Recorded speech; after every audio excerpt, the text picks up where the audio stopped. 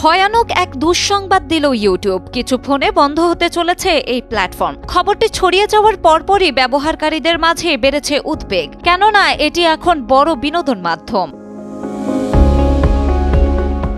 YouTube আসলে কেবল বিনোদনের মাধ্যম নয়, এর মাধ্যমে জানা যায় নানা অজানা তথ্য। ইউটিউব থেকে বিভিন্ন প্রশিক্ষণও নেওয়া যায়, শেখা যায় অনেক কিছু। তাই এই মাধ্যমটি কিছু কিছু মোবাইলে দেখা যাবে না, এটা অনেকের জন্যই খারাপ খবর। জানা গেছে ব্যবহারকারীদের সুবিধার্থে এই পরিবর্তন আনতে যাচ্ছে ইউটিউব কর্তৃপক্ষের সিদ্ধান্ত অনুযায়ী এখন থেকে শুধু iOS 16 বা তার পরবর্তী অপারেটিং সিস্টেমে চলা আইফোনগুলোতেই ইউটিউব অ্যাপ কাজ করবে।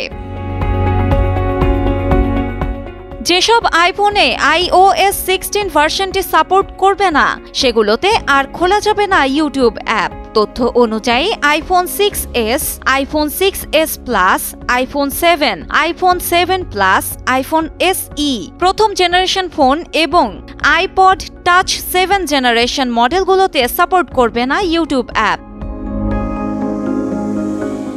এটি দুঃসংবাদ বটে, তবে এসব ফোনে সরাসরি অ্যাপ ব্যবহার করা না গেলেও দেখা যাবে ইউটিউব। সেজন্য গুগল ব্রাউজারে গিয়ে ব্যবহার করতে হবে প্ল্যাটফর্মটি।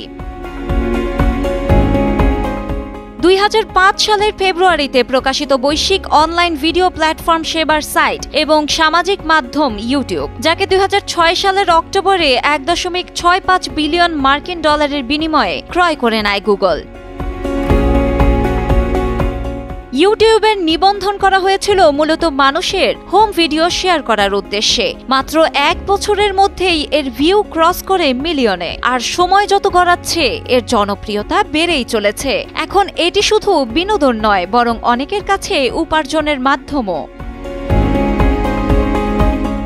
সম্প্রতি হঠাৎই আইফোনের কিছু মডেলে ইউটিউব অ্যাপ বন্ধ করার সিদ্ধান্ত নেয় গুগল। যদিও এখানে স্বস্তির খবর, গুগল ব্রাউজারে গিয়ে ব্যবহার করা যাবে ফোনগুলোতে।